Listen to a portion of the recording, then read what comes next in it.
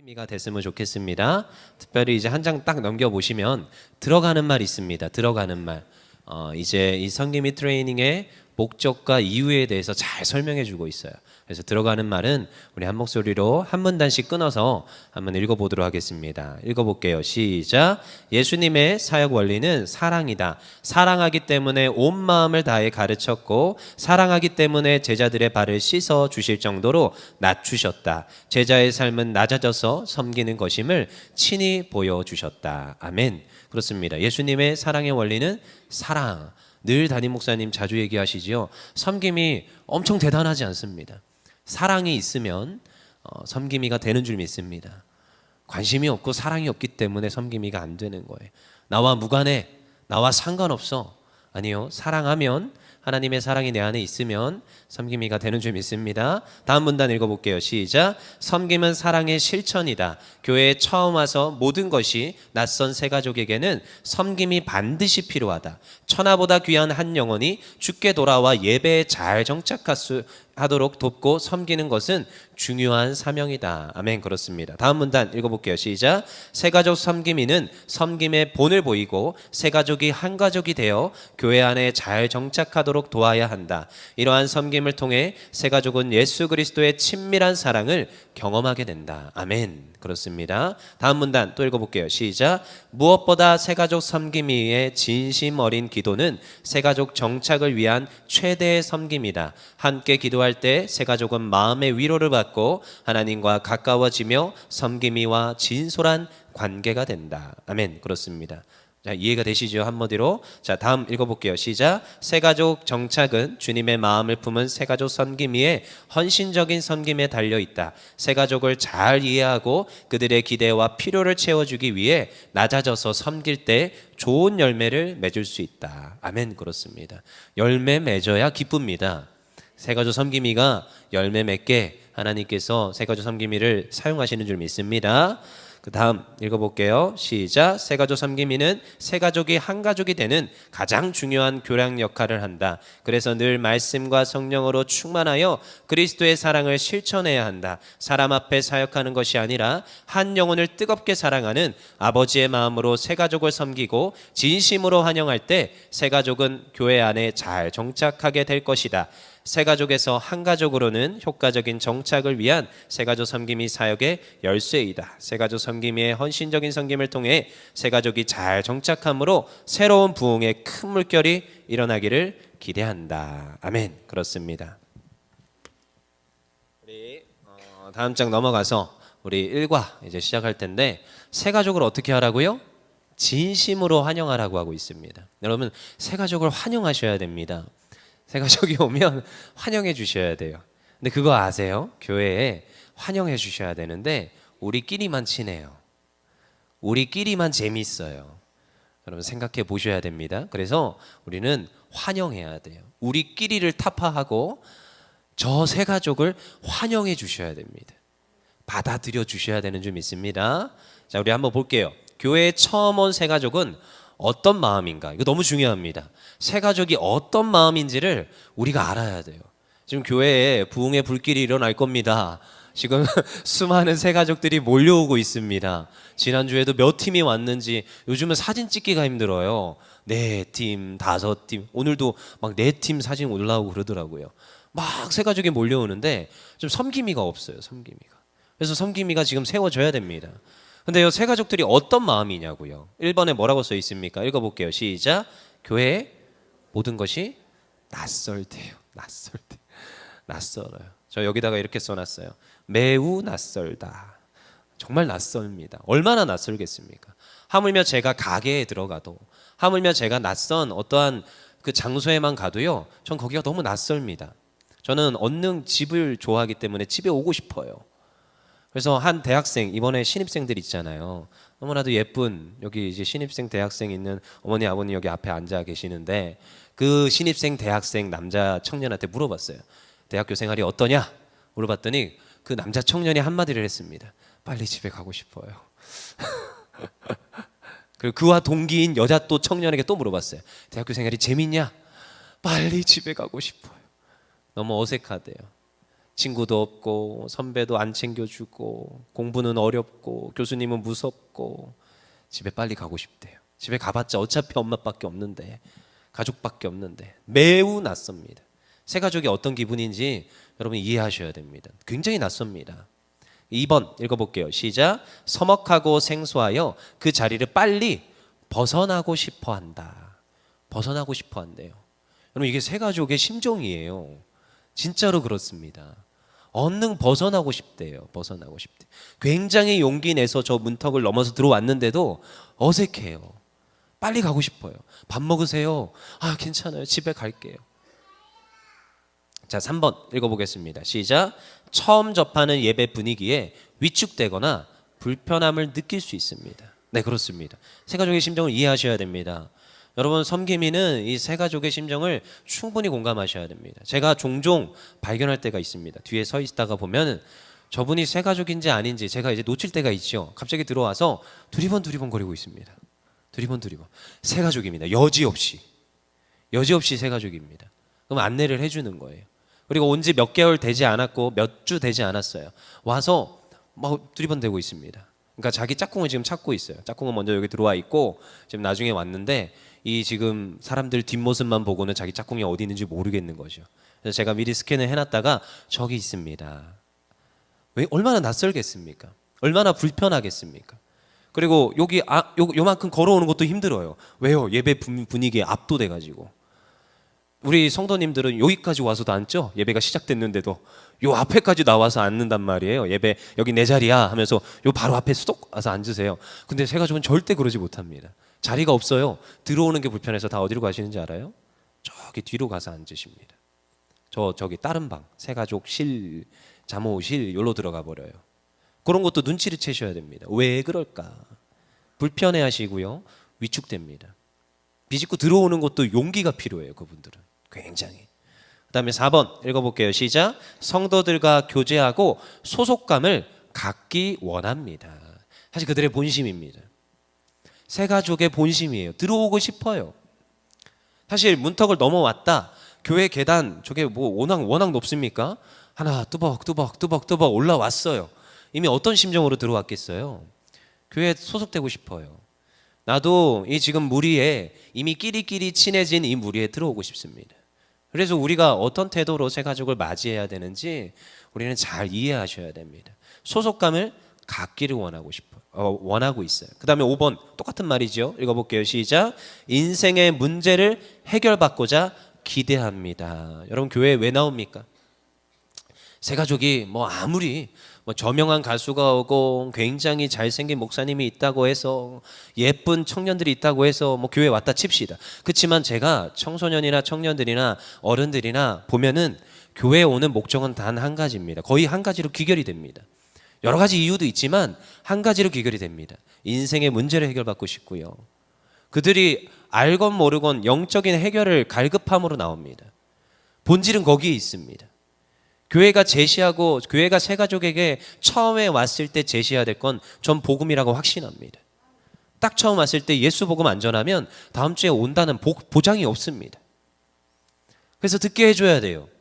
그들에게 너무나도 나의 인생이 왜 이렇게 날마다 똑같은 죄악의 구렁텅이로 빠지는지, 그게 행복으로 승화되고 바뀌고 하나님께서 정말로 기뻐하시는 그 인생을 살 수 있는 그 비결이 뭔지를 처음 왔을 때 사실 알려줘야 됩니다. 두 번째는 없을 수 있습니다. 그들은 다 인생의 문제를, 그리고 이 교회 가운데, 이 교제 가운데 소속하기를 원하고 사모함으로 나오는 거예요. 겉으로는 아니죠. 한번 따라가 볼게. 아니요. 그들의 그 마음에는 그 본심이 거기에 있습니다. 그래서 우리가 이 교회에 처음 온 새 가족들을 이러한 마음으로 좀 이해할 필요가 있습니다. 자, 그 다음으로 이제 넘어가 보서 새 가족을 잘 섬기기 위해서 이 시대를 살아가는 사람들의 또 특징을 이해하셔야 됩니다. 사람들의 이 심리에 대해서 조금 이제 이해를 하셨는데 사람들의 특징이 있어요. 특징이 몇 가지가 있는데 이걸 좀 더 이해를 하면 좋습니다. 1번, 죽음 이후에 대해서 뭐 합니까? 무관심합니다. 무관심. 죽음 이후에 대해서 무관심해요. 무관심. 대부분 난 몰라, 괜찮아, 나만 좋아, 이런 사람들로 이러한 영적 세계에 대한 무관심들이 좀 있습니다. 그렇지만 또 이게 2번하고 연결되는데 2번도 읽어볼게요. 시작. 잘못된 영적 지식을 또 가지고 있습니다. 그렇죠? 이 현대시대 사람들의 청소년이나 청년들이나 장년이나 논외로 할 거 없이 다 또 잘못된 영적 지식을 많이 가지고 있습니다. 여러분 한동안 그 뭐 드라마 도 뭐로 시작해서 비로 끝나는 그 드라마 있었지요. 그것 때 제가 청소년들한테 제일 자주 들었던 그 질문이 뭐냐? 이번 생은 몇 번째 생일까요? 이 질문은 제일 많이 들었습니다. 그래서 그 잘못된 영적 지식이다. 몇 번째 생이 어딨냐? 죽으면 지옥 가고 죽으면 천국 간다. 둘 중에 하나다. 근데 이게 들어먹히는 데까지 굉장히 시간이 오래 걸렸습니다. 잘못된 영적 지식. 3번 읽어볼게요. 시작. 군중 속에서 소외감을 느낍니다. 참 특이하죠? 현대시대 사람들의 특징인데요. 여러분 이것도 이해를 하실 필요가 있는데, 여러분 아마 세상에서 이제 좀 많이 오랫동안 사회생활 하다가 이제 신앙 가지신 분들은 좀 이해하실 겁니다. 저도요.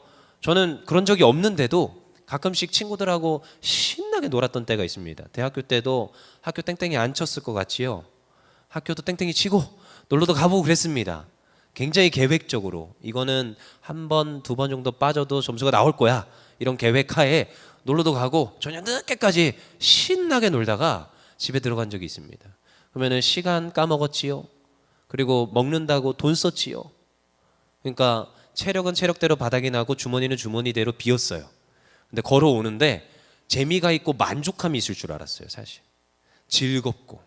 근데 돈이 없어서 버스를 못 타고 걸어서 기숙사로 들어가는데, 네, 어느 정도인지 알겠죠? 체력은 방전, 주머니는 비었어요. 근데요, 허탈해요. 얼마나 허탈한지 몰라요.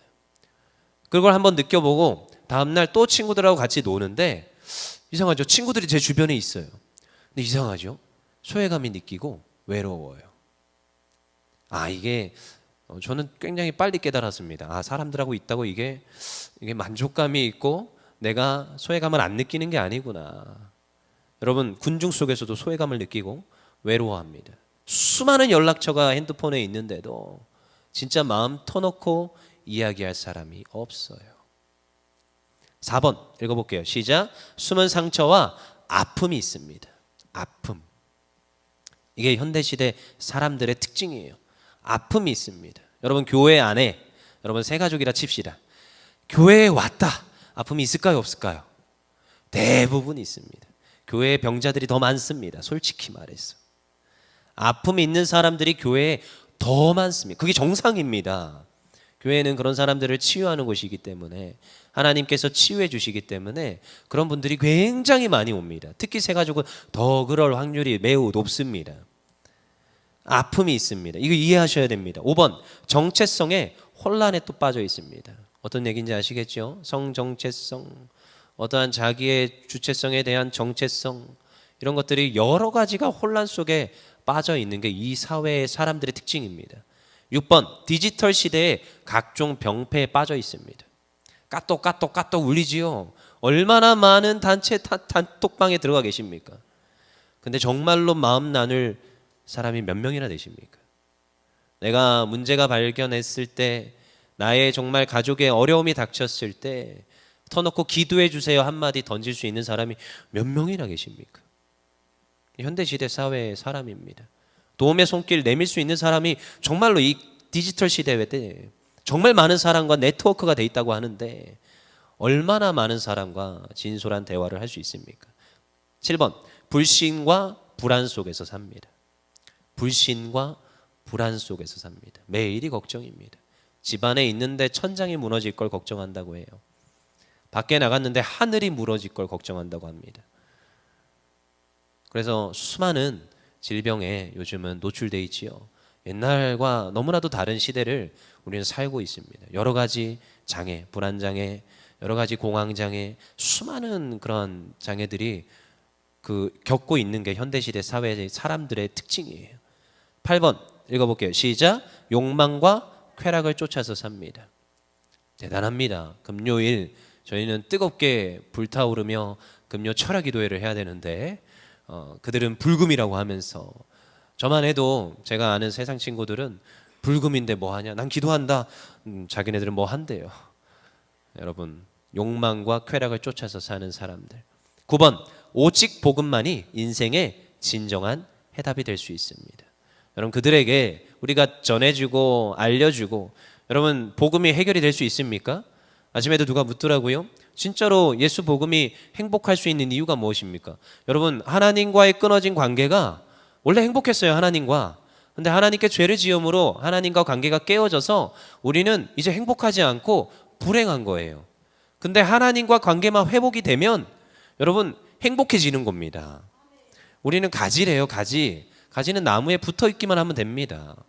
붙어 있으면 그냥 생명이 흘러 들어오는 거고요. 힘이 솟아나는 거예요. 근데 자꾸 저희가 단절을 시켜버려요. 하나님과의 관계, 하나님과의 예배, 하나님과의 이 관계를 유지하는 기도의 호흡들을 다 단절시켜 놓으니까 행복하지 않은 거예요. 세상에서 아무리 찾아보십시오. 행복이 찾아오나. 근데 하나님께 붙어 있기만 하면, 예수 복음 듣고 하나님께 나아가기만 하면 하나님께서 행복하게 그 가정을 변화시키고 우리의 인생을 변화시키고 우리의 모든 삶을 변화시키는 줄 믿습니다. 이거를 누구에게 제시해야 돼요? 현대 시대를 살아가는, 특별히 나아온 새 가족에게 제시를 할 수 있어야 돼요. 확신을 가지고. 그러자면 여러분들이 먼저 경험이 있으셔야 됩니다. 다른 거 다 필요 없더라. 예수 복음이면 되더라. 다른 거 필요 없더라. 예수 복음이면 충분하더라.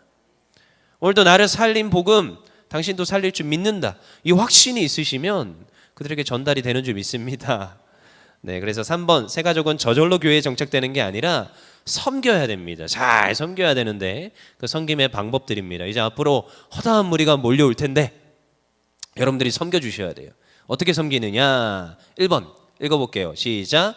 좋은 첫인상을 갖도록 새 가족을 진심으로 환영해야 됩니다. 여러분, 진심으로 환영하셔야 됩니다. 진짜입니다. 여러분, 진심은 느껴질까요? 안 느껴질까요? 가식은 느껴질까요? 안 느껴질까요? 여러분, 사랑합니다. 남순민 권사님이 저한테 지금 가식이라고 했어요.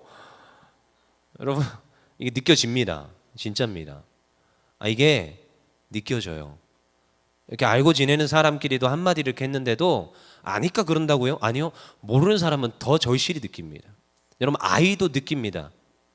저기 뒤에 있는 서담이도 자기를, 누가 지금 자기를 사랑하는지, 누가 지금 자기를 미워하는지 알아요. 물론 미워하는 사람 없지요.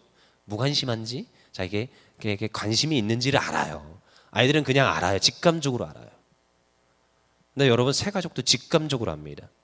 이분들이 나를 진심으로 환영하고 있구나. 진심 동그라미 치시고, 진심 동그라미. 여러분, 동그라미 치셔야 돼요. 진심으로 그들을 환영해 주셔야 돼요.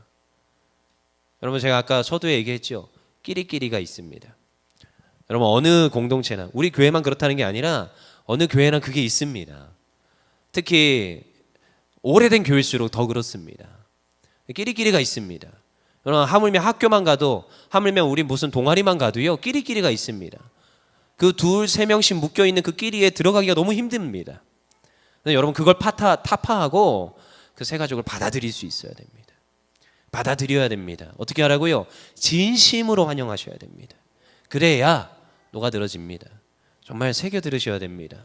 왜 새 가족이 우리 셀에 정착을 못할까?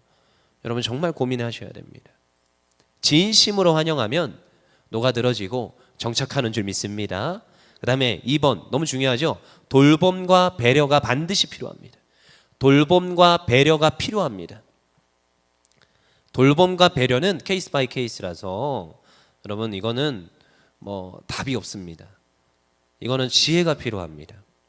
말 한마디도 돌봄일 수 있습니다. 그냥 스쳐 지나가듯이 저는 관심의 표명이었는데 그 사람에게는 상처일 수 있는 말들이 있어요. 굉장히 민감하게 새 가족들에게는 말 한마디도 조심스럽게 하셔야 됩니다. 생각을 많이 해보시고. 어떤 새 가족이 왔는데 저처럼 이렇게 몇 년 사이에 살이 쪘어요. 너 왜 이렇게 살이 쪘냐? 굉장히 상처받습니다. 저한테는 아무 말 하셔도 저는 상처를 안 받습니다. 스크래치도 안 나요, 저는. 그래요? 뭐 사라고 같이 사는 인생 나중에 언젠가 빠지겠죠 하면서 이제 그러고 있는데, 여러분, 새 가족은 틀립니다. 절대 그러시면 안 됩니다.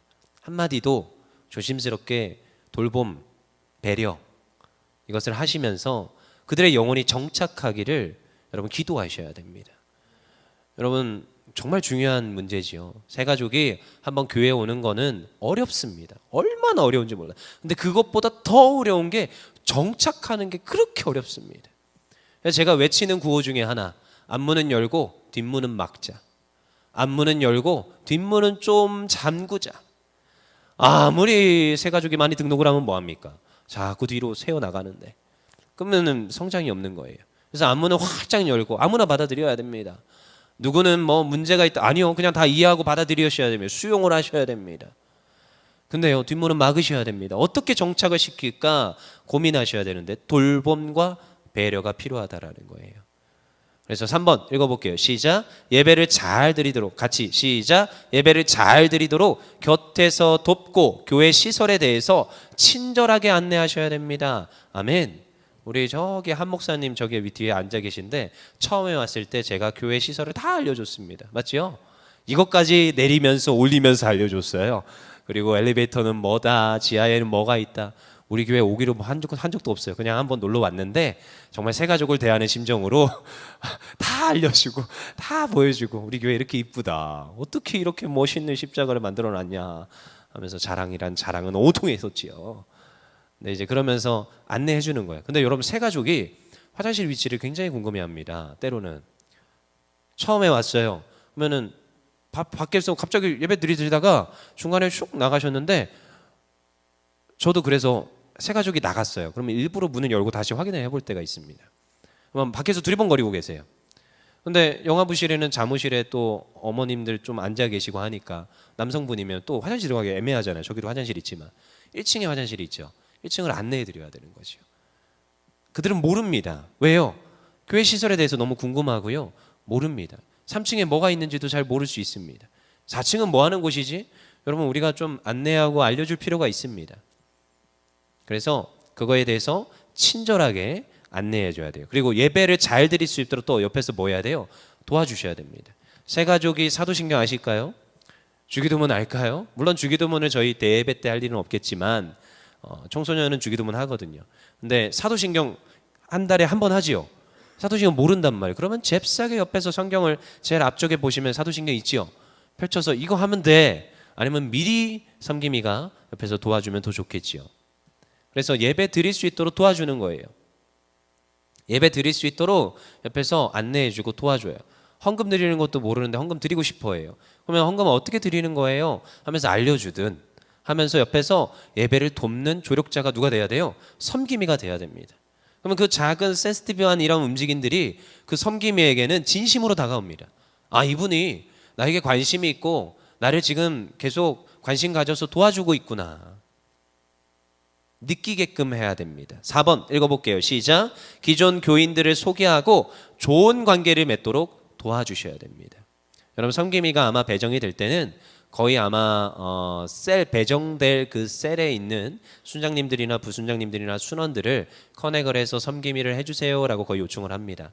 왜요? 섬김이하고 일단 먼저 연결이 되고 그 셀에 나중에 들어가게 되면 그 셀에 일단 아는 사람은 섬김이가 한 명 있잖아요. 얼마나 좋아요. 보통은 그렇게 해야 되고 그렇게 할 겁니다. 그리고 그렇게 한 케이스가 몇 번 있습니다. 근데요, 여러분, 이 관계를 좀 넓혀 주셔야 됩니다. 섬김이는. 왜요? 혹시라도 섬김이들이 보통 교회에서 섬김이 다 하셔야 된다고 했는데 섬김이들은 또 1인 1사역만이 아니라 1인 2사역, 3사역 할 때가 있습니다. 그렇죠? 그러면 여기저기 치이다가 다음 주에 분명히 섬김이가 그 새 가족과 만나서 예배를 안내하고 한 3주 정도는 도와주기로 했는데 그 다음 주에 일이 생기거나 집안에 문제가 생겼어요. 그러면은 이제 내가 못 섬기면 한 영혼을 잃어버릴 수가 있습니다. 미리미리 첫 주부터 식사할 때 예비 섬김이도 포섭을 하는 게 좋습니다. 그러니까 포섭을 깔아놓는 거죠. 미리 한번 얼굴만 부딪히고 악수라도 하거나 안 그러면 밥 먹을 때 같이 옆에 동석만 해주셔도 다음 주에 그 사람을 섬김이로 붙이기가 수월해집니다. 왜요? 그래도 같이 한번 얼굴 봤던 거니까, 같이 봤던 분이니까, 밥 같이 먹었던 분이니까 하면서 조금 더 그 사람과 함께 이렇게 가질 수 있는 그런 사람들이 넓어지게 되는 거죠. 그래서 그 좋은 관계를 맺도록 옆에서 도와주셔야 됩니다. 나만 이렇게가 아니라 한 사람씩 한 사람씩 추가적으로 더 안내를 하고 알려주고 이러한 과정들이 필요합니다. 5번 읽어보겠습니다. 시작. 좋은 교회에 왔다는 확신을 가지고 최선을 다해 섬겨야 됩니다. 그렇죠? 여러분 거기다가 좀 쓰세요. 5가지 불러드릴게요. 그래서 펜을 드리라고 한 거예요. 5가지. 방문자가 다시 오고 싶은 교회 5가지입니다. 이 새가족 섬김이 그래서 새가족이 다시 오고 싶은 교회 5가지가 있어요. 1번 긍정적인 정체성과 건강한 자아상이 있는 교회. 긍정적인 정체성과 건강한 자아상이 있는 교회. 다시 오고 싶은 교회. 1번 긍정적인 정체성과 건강한 자아상이 있는 교회. 2번 성도 간의 일치와 조화가 있는 교회. 성도 간의 일치와 조화가 있는 교회. 성도 간의 일치와 조화가 있는 교회. 그 다음에 3번 목회자의 열정이 있는 교회. 목회자의 열정이 있는 교회. 동감하실 겁니다 아마. 3번 목회자의 열정이 있는 교회. 4번 지역을 위해 봉사하는 교회. 지역을 위해 봉사하는 교회. 마지막 5번 소그룹이 활성화된 교회. 이게 2017년도 통계 자료예요. 2017년도에 방문자가 다시 오고 싶은 교회 1, 2, 3, 4, 5 이렇게 해서 순위를 매겨서 한 건데, 긍정적인 정체성 건강한 자아상이 있는 교회, 2번에 성도 간의 일치와 조화가 있는 교회, 3번에 목회자의 열정이 있는 교회, 4번에 지역을 위한 봉사하는 교회, 5번에 소그룹이 활성화된 교회. 이러한 교회를 다시 가고 싶습니다. 그러니까 새가족이 교회에 와서 그걸 본다는 거예요. 봅니다. 요즘은 성도들이 교회를 선택하는 입장에 또 있기 때문에 그걸 다 보고 옵니다. 특별히 아까 얘기했지요. 이 새가족들은 소속감을 가지기를 원해요. 근데요, 그들도 이미 오기 전에 서칭을 다 하고 옵니다. 어느 교회에 내가 가서 소속감을 가지고 정착할 수 있을까? 하물며 우리 청소년들, 청년들도 동아리가 활성화된 학교를 좋아한다고 합니다. 그러니까 무슨 말인지 알겠지요. 교회도 소그룹들이 잘 활성화되어 있고 뭔가 움직이고 성도들이 이렇게 단합하는 교회, 일치하는 교회, 그리고 그건 모든 것들을 수용하고 열정으로 끌고 나갈 수 있는 그런 담임 목사님이 있는 교회를 찾고 있다는 거예요. 찾고 있습니다. 안 본다고요? 아니요, 다 봅니다. 4번 다음으로 넘어가서, 진심으로 새가족을 환영하고 섬길 때 어떤 복을 받게 되느냐. 여러분 섬김이를 잘하면 여러분 하나님께서 복 주십니다. 진짜입니다. 하나님은 공짜가 없으세요.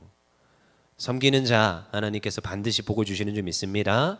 1번 하나님의 사랑을 온전히 경험한다. 일단 내가 먼저 하나님의 사랑을 경험합니다. 우리 요한일서 4장 12절 같이 읽어볼게요. 시작. 어느 때나 하나님을 본 사람이 없으되 만일 우리가 서로 사랑하면 하나님이 우리 안에 거하시고 그의 사랑이 우리 안에 온전히 이루어지느니라. 섬김이 하다가 은혜 받습니다. 섬김이 하다가 어떤 은혜를 받느냐, 내가 옛날에 이렇게 섬김 받았는데 하면서 하나님께 은혜 받습니다. 그리고 나를 섬겨주셨던 그분들을 떠올리며, 아, 나도 이렇게 섬겨야 되는 거구나. 그러면서 하나님의 사랑의 본질에 대해서 다시 생각합니다. 우리가 서로 사랑하면 하나님이 우리 안에 거하고 그의 사랑이 우리 안에 온전히 이루어진다. 이 말씀이 이루어지는 거예요. 여러분, 섬기다가 하나님의 사랑을 깨닫게 되고 경험하게 되는 겁니다. 2번, 받은 은사대로 쓰임받습니다. 베드로전서 4장 10절 읽어볼게요. 시작. 은사를 받은 대로 하나님의 여러 가지 은혜를 맡은 선한 청지기 같이 서로 봉사하라. 은사대로 쓰임받게 됩니다. 섬김이라 하다 보니까 또 은사도 개발되고요. 아, 내가 이렇게 섬기는 재주가 있구나. 내가 다른 사람을 잘 섬기는구나. 그거대로 쓰임받게 됩니다. 다양한 은사가 있습니다. 섬김은 여러분 그냥 단순하게 뭐 사다가 바친다 이런 느낌이 아니라요. 다양한 은사로 섬기게 되어 있습니다. 그 사람과 상담도 잘해주고요. 그리고 여러분 듣는 것도 은사 맞습니까? 듣는 것도 은사더라고요. 말만 잘하고 뭐 이렇게 그들의 피로를 채워주면서 맛있는 거 사다 주는 거, 이것만이 은사가 아니라 자세히 들어주고 공감해 주는 것도 은사더라고요. 그러니까 자기의 은사를 발견하고요. 은사대로 쓰임 받게 됩니다. 아, 내가 이렇게 섬길 수 있구나. 내 은사가 이거구나. 그 은사대로 쓰임 받게 되지요. 3번, 섬김으로 무엇을 이루어요? 영적 성장이 일어납니다. 누가요? 섬김이가요. 섬김이가. 그러니까 섬겼더니 새 가족이 정착하게 되는 건 당연한 거고요. 오히려 플러스로 섬김이가 은혜를 받고 성장하게 됩니다. 마가복음 10장 45절에 인자가 온 것은 섬김을 받으려 함이 아니라 도리어 섬기려 하고 자기 목숨을 많은 사람의 대속물로 주려 함이니라. 아멘. 여러분, 대속물로 죽으셨어요. 예수님이 우리를 섬김의 모습으로. 근데 죽고 끝났습니까? 낮아지셨지만 높아지셨어요. 하늘과 땅의 모든 권세를 내게 주셨으니, 이게 예수님의 말씀입니다. 하나님은 다 받으셨어요. 그 다음에 4번, 하늘 상급이 보장되어 있습니다. 마태복음 10장 42절 읽어볼게요. 시작. 또 누구든지 제자의 이름으로 이 작은 자 중 하나에게 냉수 한 그릇이라도 주는 자는 내가 진실로 너에게 이르노니 그 사람이 결탄코 상을 잃지 아니하리라 하시니라. 아멘. 하늘 상급이 보장됩니다. 아멘. 그렇습니다. 저는 이거에 동의를 합니다. 저는 이거 가지고 옛날에 교수님과 싸웠어요. 교수님이 이러시더라고요. 구원의 은혜 외에는 없다. 구원의 상급 외에는 없다. 전 그것 때문에 한참 싸웠습니다. 교수님 어찌 그러십니까? 너무 억울합니다. 전 어려서부터 하나님을 섬겼는데, 저는 어려서부터 섬기다가 꼬부랑 할아버지 될 때까지 섬길 건데 어떻게 죽기 직전에 예수님 믿은 사람과 상급이 똑같다 하십니까? 교수님께 따졌어요. 저는 솔직히 너무 이기적이라고요? 아니요, 하나님께서는 분명히 상급의 차등이 있음을 믿습니다. 성경에 수많은 구절이 그걸 말하고 있어요. 여러분, 섬기는 자 하나님께서 상급을 주시는 줄 믿습니다. 그 다음에 5번, 세계 비전을 이루는 일꾼으로 세워집니다. 일꾼이 세워집니다. 누가요? 내가 그러한 일꾼이 되는 거예요. 하나님께서 세계 열방 위에 뛰어나게 하신다고 약속하셨어요. 그러한 일꾼으로 누구를요? 내가 섬겼더니, 내가 또한 저 세 가족을 섬겨서 정착시켰더니 그도 일꾼이 되고 나도 일꾼이 되고. 할렐루야. 아멘. 그리 되는 줄 믿습니다. 하나님께서는요, 오늘도 그래서 우리를 부르시고 계세요. 뭘로요? 세 가족 섬김이로요. 그거에 대해서 이제 방법론, 실천사항에 대해서는 다음 주에 2과 3과를 보면서 이제 우리가 볼 텐데, 여러분 너무나도 중요한 거죠. 섬김이는요, 담임 목사님 늘 얘기하세요. 사실 오늘 이렇게 세미나를 하지만 담임 목사님 늘 얘기하세요. 저희 부교육자 모아놓고도 늘 얘기하세요. 뭐라고 얘기하시느냐? 관심이 없어서 그렇대요. 섬기지 못하는 거는요, 관심이 없어서 그렇대요. 그 영혼에 대한 관심, 표면적으로 드러난 그 사람에 대한 관심 말고요, 그 영혼에 대한 관심이 있으면 된다는 거예요. 아까 여기서 1번도 똑같이 출발하죠. 사랑으로 시작하는 거예요. 다른 거 아닙니다. 우리가 잘 섬겨서 하나님 앞에 섬길 때 섬기는 자는 복 받고요, 내가 섬겼더니 그 사람은 하나님 앞에 또 세워져서 하나님께 행복하고 하나님께 복 받는 사람이 될 겁니다. 여러분, 근데요, 다른 사람이 할 거야, 옆에 사람이 할 거야, 이게 아니라요, 저는 이왕이면요, 저는 항상 좀 욕심이 있어요. 하나님, 이왕이면 저를 사용하세요. 하나님, 저 사람 말고 하나님 저 사용하세요. 저 늘 이러거든요. 욕심이 있는 첫째예요. 저 첫째입니다. 여동생 둘도 있고 욕심이 있어요. 그렇지만 한 번도 학원 가겠다고 말은 안 했습니다. 늘 학원은 막내에게 양보했어요. 그렇지만 그럼에도 항상 욕심이 가졌어요. 하나님, 하나님의 일은 제가 하고 싶습니다. 그랬더니 셋 중에 목사는 제가 되더라고요. 여러분, 욕심을 가지십시오. 옆에서 누가 시켜서 섬김이 해, 억지로 하지 말고요. 오늘 한 청년이 그러더라고요. 양을 돌보는 걸, 진짜 청년이 이랬어요. 양을 돌보는 걸 억지로 했는데 하나님께 한 주 동안 회개했대요. 자꾸 목사가 쪼니까, 제가 쪼니까 연락은 하고 관심은 가지는 척 하긴 하는데 억지로 하는 자기 자신이 보이더라는 거예요. 회개했대요. 회개. 여러분, 억지로 하면 안 됩니다. 누가 옆에서 시켜서가 아닙니다. 어차피 교회는 부흥할 겁니다. 어차피 하나님은 하나님의 교회를 세우실 겁니다. 하나님께서는 담임 목사님 통하여서 이 교회가 성장하기를 원하시고 세계 저 열방 가운데 복음을 전하기를 원하시는 줄 믿습니다. 그렇게 될 겁니다. 근데 그때 하나님 저를 사용해 주세요. 내가 섬기기를 원합니다. 최선을 다해서 전심으로 섬기기를 원합니다. 그럼 우리 되기를 원합니다. 아멘.